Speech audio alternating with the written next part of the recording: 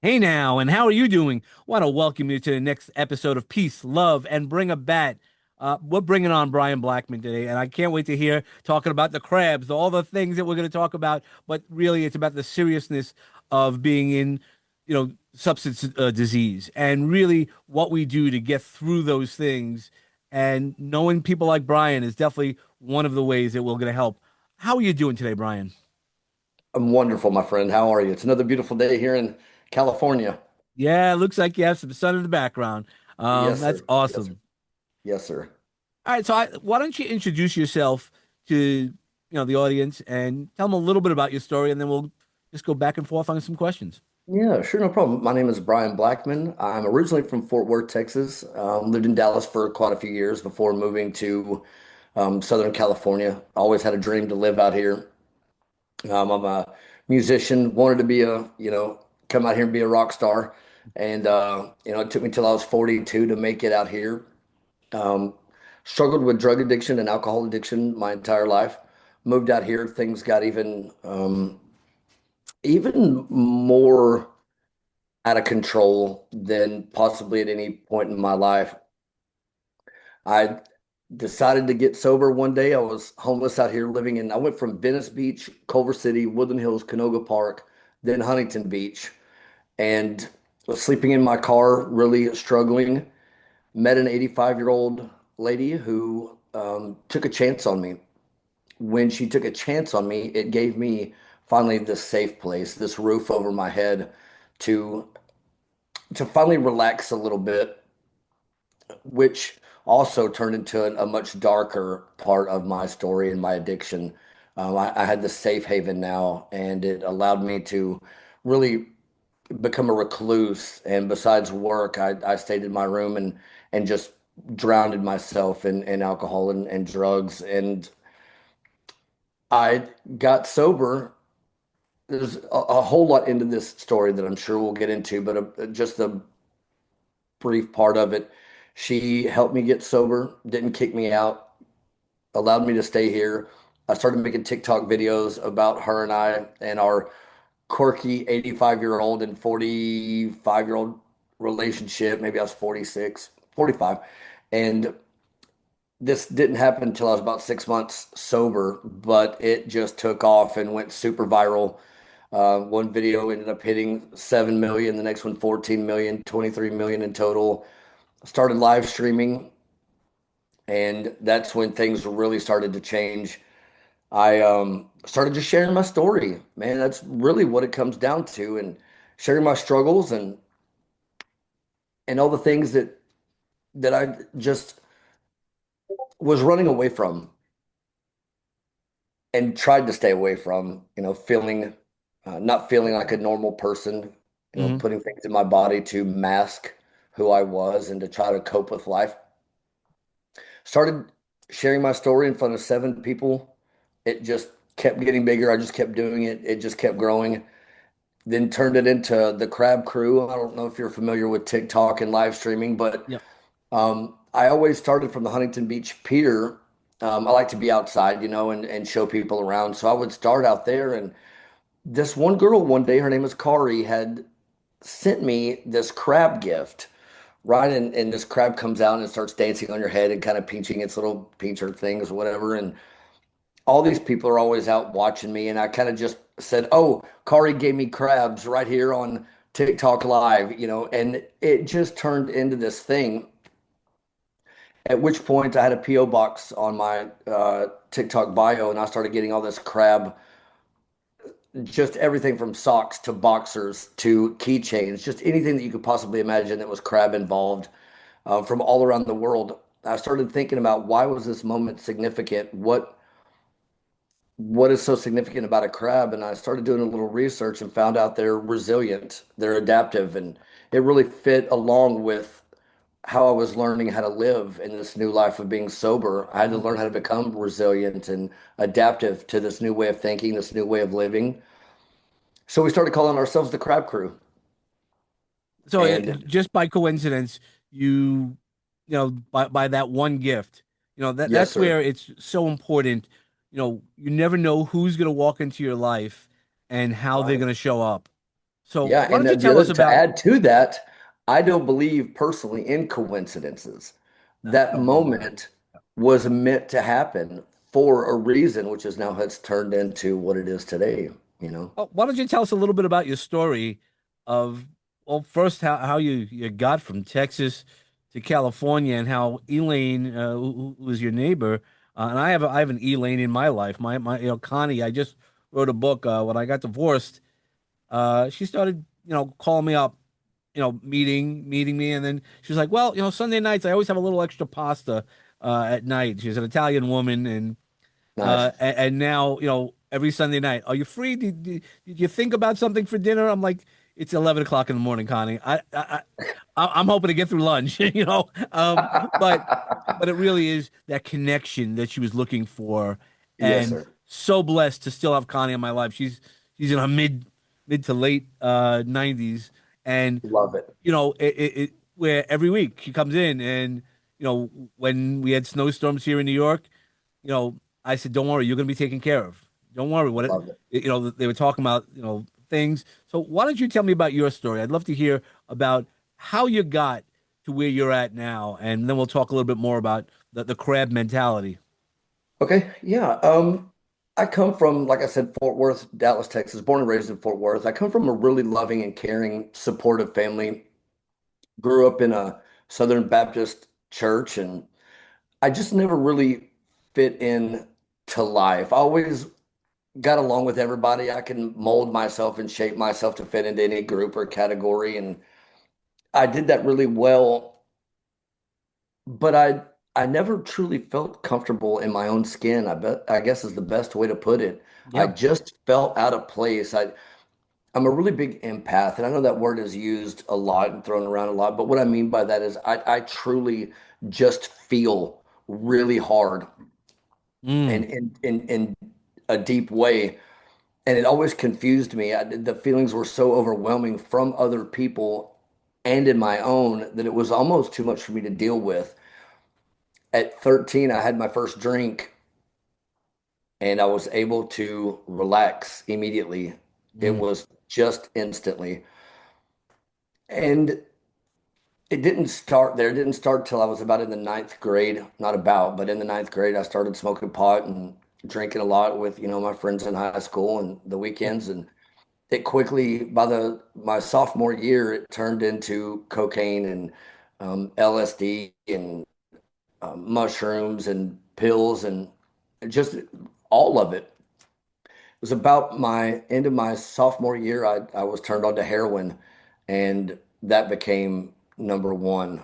You know, all throughout my high school, well, sophomore, junior, and senior year, I was really, really bad on heroin and cocaine. Really, all of it, but those two things were the main part of my Yeah, story well, at it's that it's time. the natural progression in many people in life. Oh, absolutely.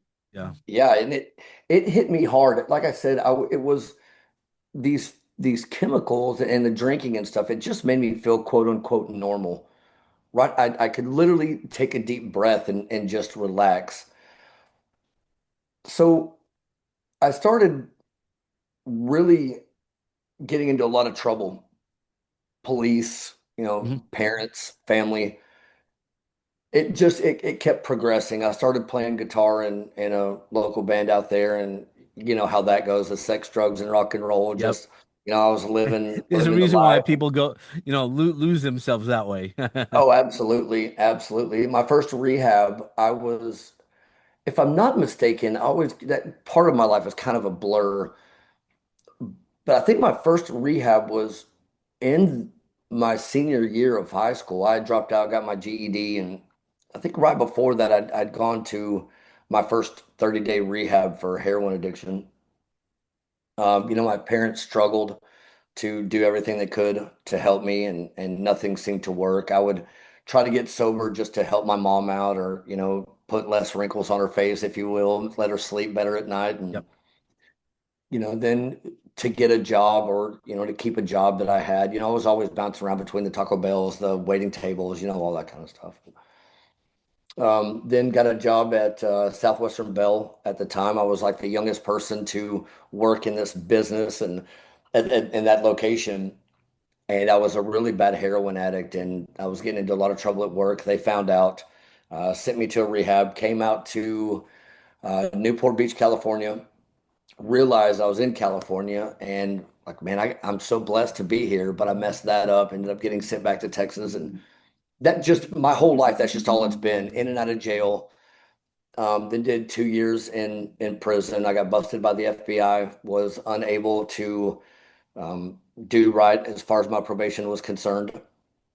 Ended up doing 2 years in a Texas prison, got out, and was able to stay somewhat sober.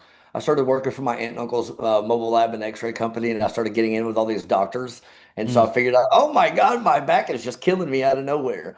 yeah. So, the pain pills got in, and that Yep.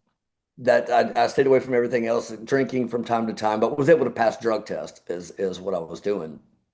Again, Right, because masking. at that time it's all prescribed, and which Yeah, is one of the yeah, things that when we talk about and that's where I work on the stigmas that so many people picture, the needle and the spoon and all that stuff. But yeah. so many of the people who have overdosed and things like that, it was back pain, right? Because back in the Yes. day, you could get all the pain medications. Hey, man, I got it. And then you go to another doctor, right? They weren't, monitoring that. Where Right. I grew up, right here where I'm living, Massapequa, right? It's generally a white color, uh, neighborhood. And guess what? It was the number one overdose death capital for a long time. I don't know I that it's believe it. still that, but that's what it is. We all have these images, but it's not the images that really happen. Right, right. No, that's exactly right. And that's one thing. We'll get into that here in just a little bit. I want you to keep that point because that's one thing I definitely want to talk about is the thought of, most drug addicts and alcoholics come from Yeah, something like that. So let's keep that in mind. I definitely love talking about that part of it. So yeah, man, it's prescription. I'm okay. I'm good. yeah, It was also a way for me to lie and, sure, stay sure. messed up and to pass and get through my probation at the time or parole at the time, actually. So it just really never stopped except for the time that I was in prison. I think it was 18 months total. And that was the only time that I've ever been straight-laced sober, but it wasn't a happy place to be sober in, you know Right. what I The one mean? place you probably needed a little bit more help. Right. Exactly. Exactly. And so what happened next? It just continued to get Yeah. worse. So how did you end up meeting, your savior, your Elaine? Elaine, okay, yeah, yeah, we can jump right into that. I a little bit of a backstory. I just always had this desire to live in California, right? Toxic relationship. I finally um had a girlfriend that ended up going to jail as well. And during that time, I wrote out a list, and I still have it to this day in a notebook of every possible thing that I had to do and criterias that I had to meet, money I had to pay back, probation I had to get off of, just all these things. It turned out to be the front and the back side of this notebook, spiral notebook that I had, and everything from the U-Haul that would fit my stuff in it. Is it going to hook up to my little electric car that I had at the time? Just everything I could possibly imagine. And I still have it to this day in a little plastic frame. I wrote, California awaits you, California needs you, California awaits Nice. you, all the way around this list. And while my girlfriend at the time was in jail, I kept every day I would try to do something to mark, one of those items off that list. Some days I would get something done. It would go months. I would not do anything. And it took about a year. And I landed in Venice. And like I said, I made the trip from Venice, Santa Monica, Culver City, Woodland Hills, Canoga Park, then Huntington Beach. And sleeping in my car, working two jobs in LA when I was told, hey, it's going to be kind of hard for you to find a place to rent online around here. What a lot of people do is they put signs out in their yard for rooms to rent. They want to keep it local. Well, I didn't know that. So I was sleeping in my car, taking showers in the little surfer showers down here, Yep. brushing my teeth and doing all that in the bathrooms down here and, smoking meth and taking pills and drinking before I'd even, make my way to LA for work, would come back home, start on the numbered streets, and I just started calling and looking at every place that would let me in. None of them really vibed with me. I used to say that I didn't vibe with them, but it turns out I Right. was, I probably hadn't slept in 4 or 5 days. I probably smelled of alcohol, and so they probably were like, "Oh, we don't want this guy in here." One day, I parked in front of this house that I'm currently in, and there was a sign out front, and I called it, and it was Elaine. She told me that she had somebody that was coming to look at it tomorrow morning, but would give me the opportunity to come by when she got back from dinner, to just look at it and talk to her for a minute. So I knew one person out here. She let me come over, take a shower, cleaned up. I've got tattoos. I could tell this was an older, elderly lady. And so I wanted to kind of clean up for her. I do have some couth and morals Right. and values and know how to present myself when I need to, right? So I did all that and I came over here and I met her. And it was the most interesting thing. My favorite family member my whole life had been my great grandmother. And when she opened the door, she reminded me so much of my great grandmother, the hair, the size, the age. It was just everything. It was kind of freaky. Well, she invites me in, shows me the room, and then starts telling me part of her story, which she had 3 daughters. The oldest one died of a brain aneurysm, which was possibly caused by her alcoholism. Mm. And then she lost 2 grandsons due to fentanyl overdoses, Wow. right? And her other 2 daughters were in recovery or still in recovery. So she knew a little bit about it. And I'm sitting here and she's telling me that she had this heart transplant and all this stuff. And I'm sitting here going, like fighting tears while she's telling me all this. I'm like, going, why am I in this situation? This is too, all these Yeah. things are lining up in Right. the strangest way. That's where I believe, Les Brown talks about it, and he says God sometimes acts anonymously through people, and you Yes, don't know sir. who they are, right? Yes, sir. I'm sure that, and we'll go a little bit deeper, but you just don't know who's going to show up in your life and how they're Yep. going to show up in your life. Absolutely. 100%. And it was a very intense and emotional moment for me. And all I'm thinking is, man, I'm just so tired. Yeah. I'm just so tired. It wasn't about, I wasn't even thinking about getting sober. I just wanted a roof over my head. Yeah. So at this point, she told me my parents had no idea that I was homeless. I didn't want to worry my mom anymore, put her through any more stuff because I knew she was already worrying about me being out here alone by myself. And so I kind of kept all that from her. And when I got done talking to Elaine, I got in my car and I just broke down and I told my mom what was going on.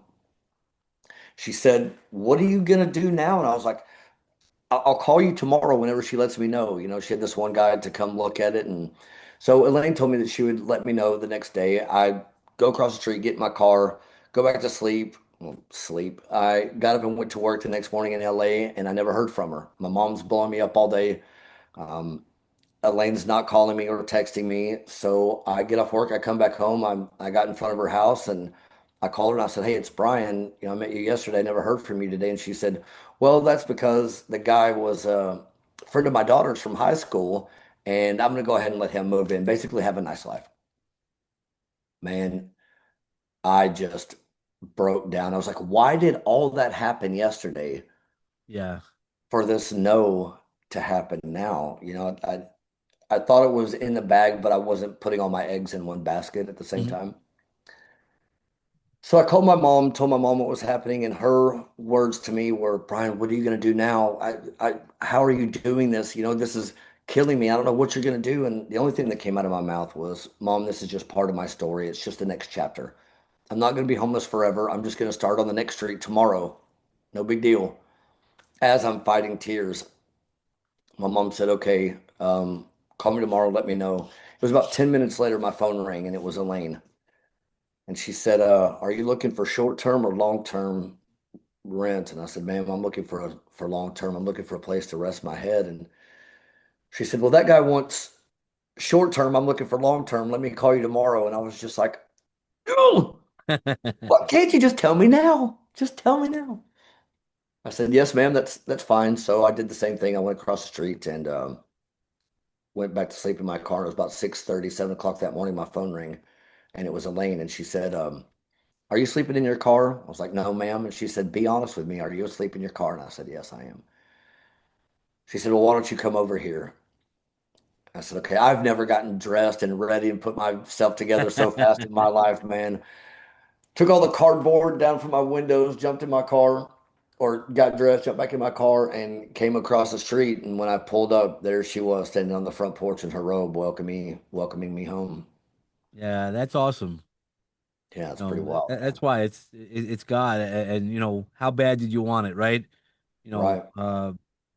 they give a. I really believe the universe gives us those opportunities that you don't know until you Yes, sir. know. Yes, sir. And Yeah, here's the thing. One of my favorite things about this entire part of that situation was I know with every cell in my body, with every fiber of my being, that if I would have on the phone with my mom said, F this is never going to work out. I'm never going to find a fucking place. No one's going to ever let me rent. I'm just stuck here, blah, blah, blah, blah. And had that just aggressive, nasty, negative attitude and words coming out of my mouth about it, I believe with every fiber of my being that that phone call from her 10 minutes later would not have happened. there really is something to that law of attraction, right? It's putting Absolutely. it out there and doing it. It's the things that make us focus. Yes, sir. And then, like here, so now you've created the Crab Crew because of that one girl who did it. Why don't you tell us a Yeah. little bit about the Crab Crew? Well, so like I said, it was during the TikTok live streaming, and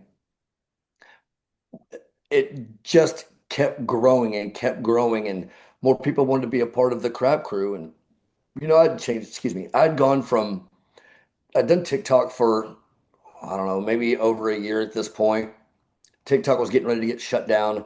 Made some changes. Went did the YouTube thing. Did the favorited thing. Came back to TikTok, and people just kept staying with it and kept following me and kept wanting to be a part of what I was doing and what others that were a part of it and be a part of their lives with it as well. It was overwhelming. And to be honest with you, it still is overwhelming that people have grown to be um, dependent on each other. I have a Discord as well, and I can't spend a ton of time on it, but I'll see my Discord notifications that somebody's really going through something. One of the Crab Crew followers, family members, not followers. It's turned into a family, man. Sure. And they're helping each other out. They're like, "Oh my God, so and so, I got you. So and so, I got you. Here's this. I'm wishing you love, sending you prayers. All this stuff." And it's mind-boggling. And so I started thinking, well, I'm getting all these messages about how people thoroughly enjoy what I'm doing, and it helps them in the morning. I've got two shows, one in the morning and one in the evening, and they just love drinking their coffee and seeing my wackad. I get called a wackadoodle all the Yep. time because dude, there's something that happens when that go live button Well, it's that goes off. authentic stuff. You're Yes, not sir. trying to be somebody special, No, sir. and that's really what it comes down to. People want authenticity. They know when you tell a story of what you went through, they relate. And Yes. some people, yeah, it's entertainment. Don't get me wrong, but Sure. people who are your people, they relate. They're like, yeah, I got a story like that. You know, Yes, sir. and what did you do? So, what are some of the things that you do that help people and the resources that you use? That's the most important part. Uh, Well, I think that for me personally, when you talk about the resources, um, I started going to meetings to help me get through all of this. And yeah, it got to the point where after about 7 or 8 months of me doing meetings, I was going in feeling like an 8 or a 9, right out yeah. of a 10 feeling. And all of a sudden, I started noticing I was coming out of the meetings feeling a little bit less joyful or grateful. And I could not, for the life of me, figure out why. And I'm one of those fixer type people. You give me a problem, I want to figure it out. I don't want it to just linger. I want to figure out what's going on. And so I started really tuning into the messages that people were sending out when they would share at the meetings. And I found out that no matter how much, and this is not everywhere, this is just my experience from the meetings that I was going to. A lot of people, they lost their wife, they lost their girlfriend, they lost their job, they lost their car, they didn't have a driver's license. Everything had crumbled, right, due to their drugs and alcohol, Mhm. their alcohol and drug addiction.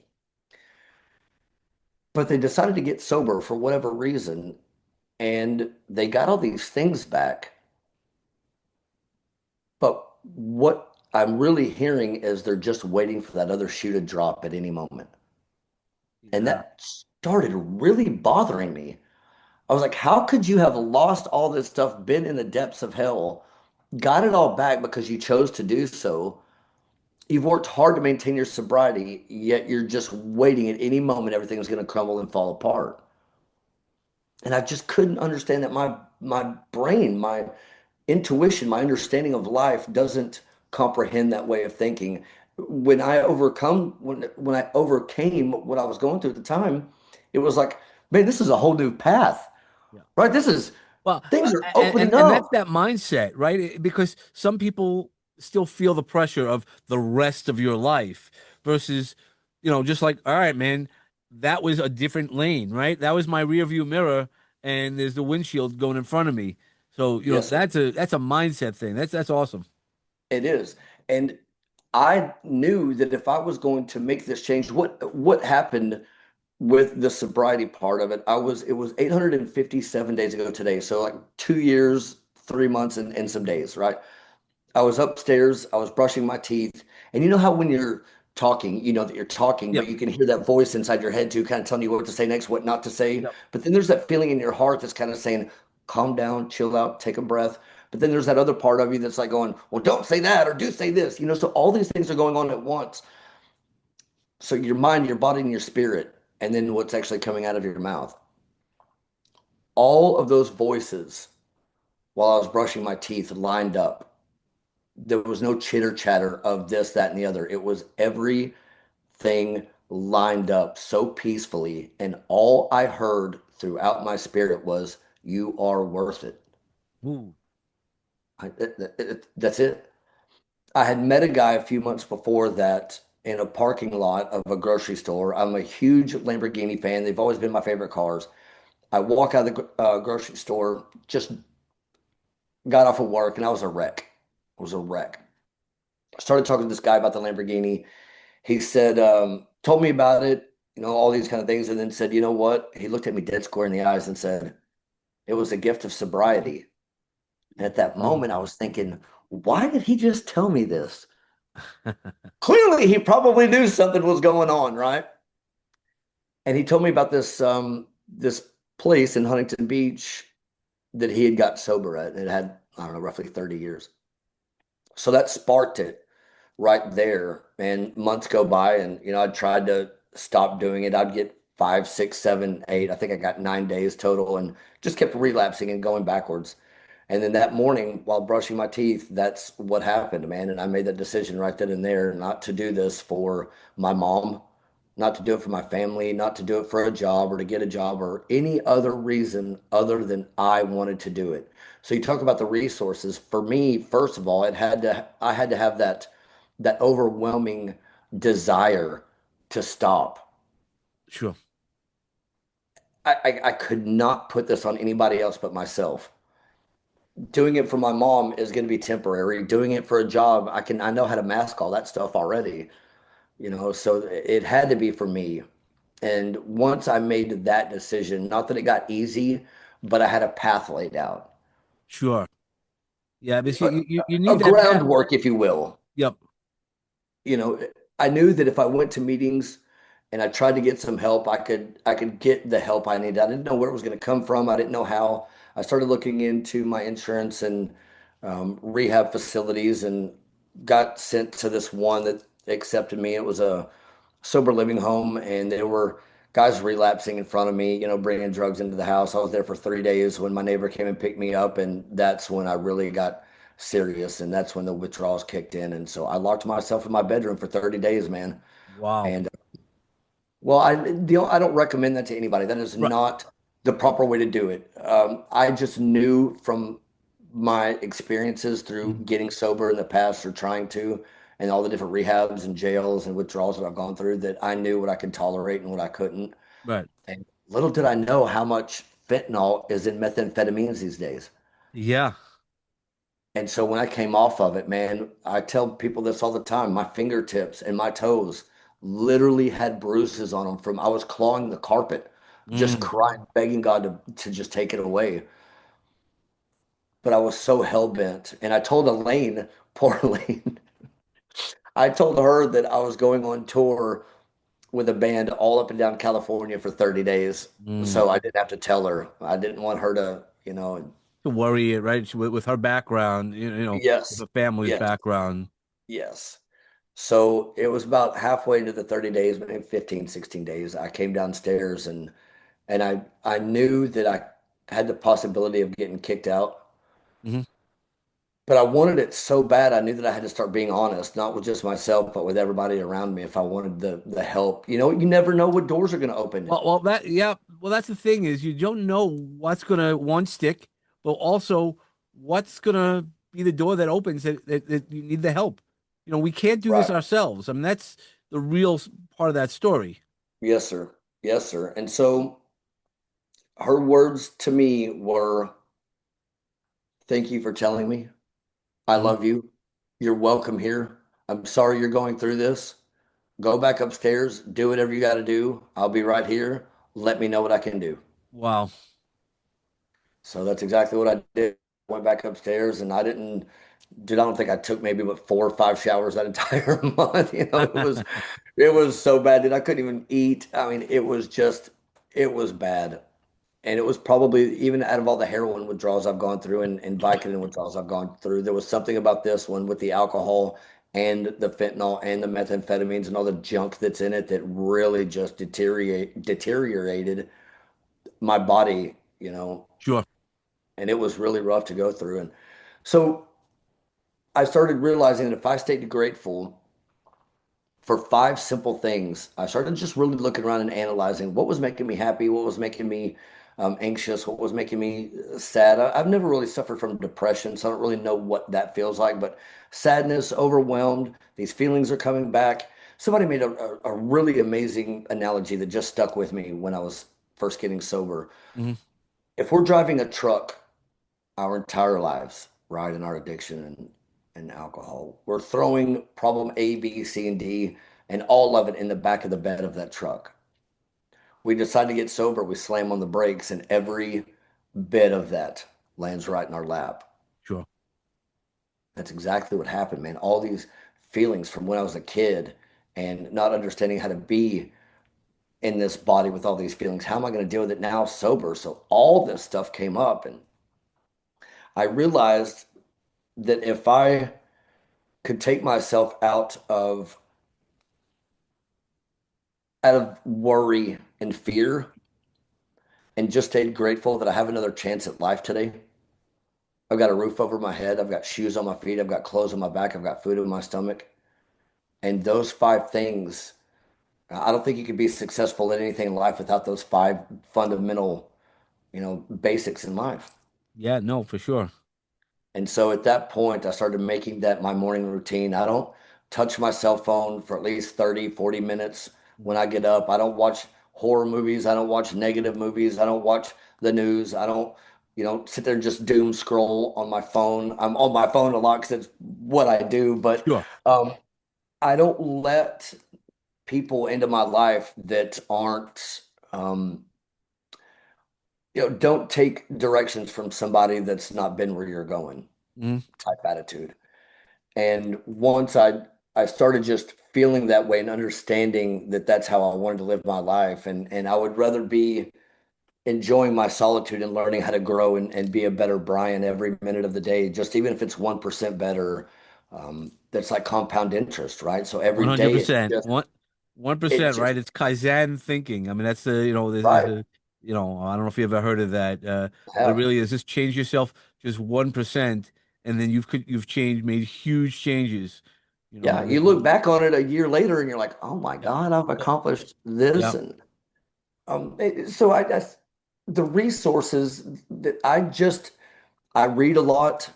I'm always reading something. The last book I read was As a Man Thinketh, Think and Grow yep. Rich, Becoming the Better Version of Yourself, just all these the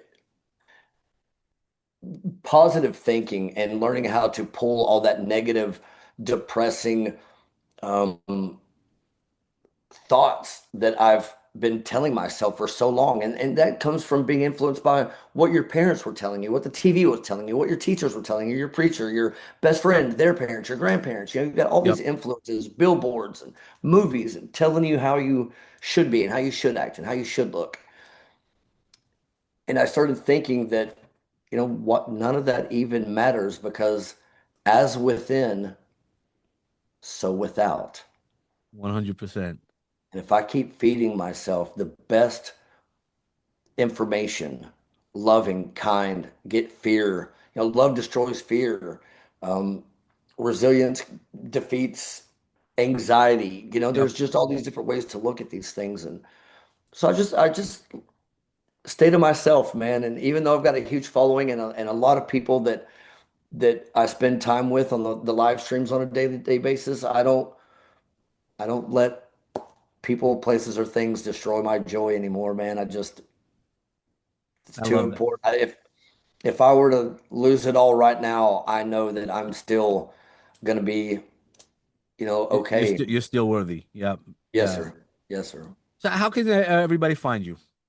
Right now my TikTok is just Brian Blackman. And if you go to the Brian Blackman or on Linktree, there's in my bio, there's a link tree and it's got all my social media on it. It's got the ABC 7 news Yep. story that came out, did a story with myself and Elaine, and LA Times did a big story on us. And like I said, all my other social media is there. And now I'm working on a course for Crab Crew, clean, resilient, adaptive belief, Mm.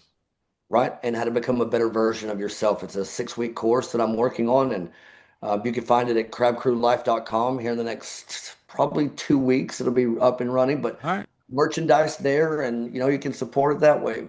All right. Well, that's around when the episode will come out. So, it'll be a great time, and I'll obviously share all that stuff with you. But I want to say thank you so much for your time. Uh, Yeah, thank you. I really appreciate everything, and just keep going good. And if there's any way that I could do to support you, Yes, in sir. any way besides this podcast, let me know, man. This was a great story, Yeah, and I really enjoyed it too. Thank you. I appreciate it. Thank you so much, man. I appreciate you. All right. You have a great day. Okay, you too, man. Bye.